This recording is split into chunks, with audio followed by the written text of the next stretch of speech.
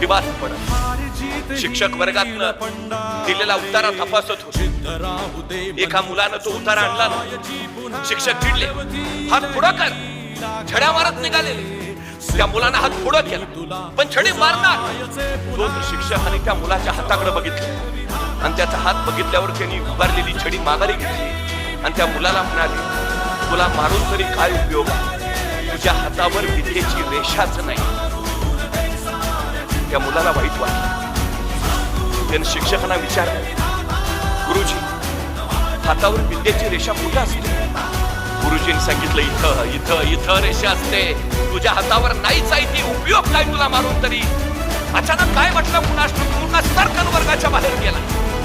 5 मिनिटांनी परत आला. त्यावेळी त्याचा हात रक्ताळलेला होता. गुरुजींनी विचारलं, हे काय? तो मुलगा म्हणाला, त्या नियंत्यानं जी विद्येची रेष माझ्या हातावर काढली नाही, ती मी बाहेर जाऊन चाकून काढून आलो. आता मला विद्या घेण्यापासून कुणी रोखू शकणार नाही. कुणीच रोखू शकणार नाही.